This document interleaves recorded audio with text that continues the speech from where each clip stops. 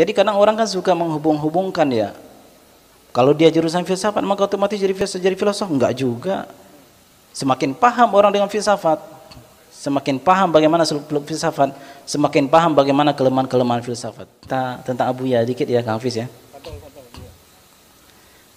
Saya kenal Abuya Ar-Razi Hashim itu sejak tahun 2005.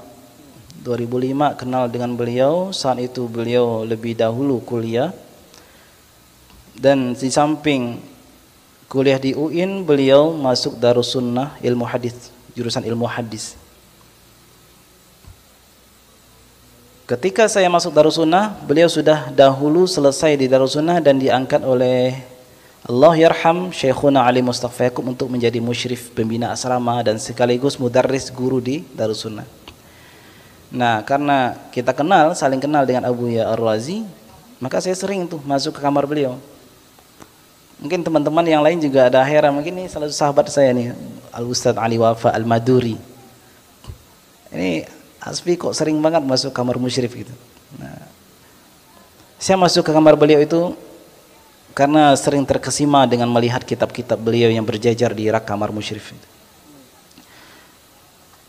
Apa kitab yang beliau baca, saya pun ikut baca. Bahkan beliau itu mengkhatamkan kitab Al-Bidayah wa Nihayah karya Imam Ibnu Katsir. Kalau yang tebalnya 9 jilid, 10 jilid, 12 jilid tergantung penerbit. Itu khatam beliau baca. Al-Bidayah wa Nihayah karya Imam Ibnu Katsir Al-Hafiz. Di samping beliau sudah berkhatam beberapa kali kitab Kutubus Sittah, beliau khatam. Kalau boleh disebut beliau itu hafiz ribuan hadis. Kalau saya mau jujur ya, beliau itu hafiz ribuan hadis, Buya Ar-Razi Hashim itu. Sampaikan sebuah masalah, hadis langsung keluar. Sampaikan sebuah masalah, tanyakan sebuah masalah, hadis langsung keluar. Karena itu pula yang diwariskan oleh Syekhuna Ali Mustafa Yaqub. Ada orang bertanya, hadis langsung hadir dalam lisan beliau. Meskipun jurusan beliau itu akidah filsafat ya. Nah, ini kan lagi heboh nih, Abuya filosof, filsafat dari UIN gitu. Kalau kita mau jujur juga, terpengaruhnya Ibnu Taimiyah dalam filsafat itu lebih dahsyat dari Abuya Ar-Razi Hashim. Abuya Ar-Razi Hashim itu masuk jurusan filsafat bukan terpengaruh dari jadi filsafat, enggak. Enggak ada satupun kalam-kalam beliau, kalam-kalam falsafah dalam kajian itu enggak ada.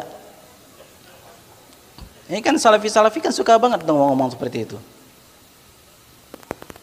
Beliau belajar filsafat untuk mengerti bagaimana sih seluk-beluk filsafat. Dan setelah itu balik dari kampus, bahkan beliau sering mengkritik bab-bab filsafat itu di depan dosennya, prof filsafat itu belum debat di situ. Setelah dari kampus, beliau mengkaji hadis, bahkan berkhatam Kutubus Sittah, beliau pun mengajarkan Kutubus Sittah, dan kita pun sebagai santrinya, satu silabus itu kan diperintah untuk menghafal beberapa hadis sanad dan matnan. Itu Ustaz Ali Wafa, salah satu saksinya, salah satu kena hukum dulu, menghafal hadis sanad dan matan. Hafal. Dengan berkah doa beliau hafal. Kalau kita ngafal hadis matan aja, innamal a'malu binniyat, ya gampang. Coba sama sanadnya, Imam Bukhari an fulan dari fulan sampai Sayyidina Umar bin Khattab, hafal. Kalau sekarang ditanya lagi lupa.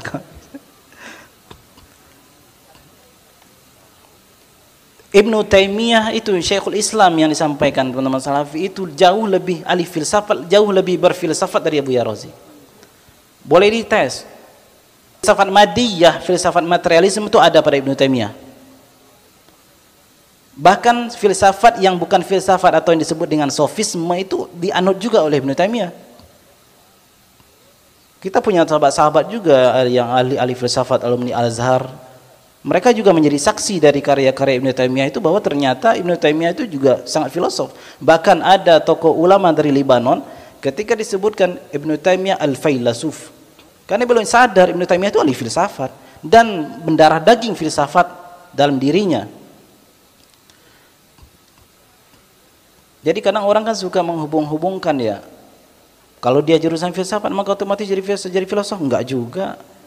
Semakin paham orang dengan filsafat, semakin paham bagaimana seluk-beluk filsafat, semakin paham bagaimana kelemahan-kelemahan filsafat.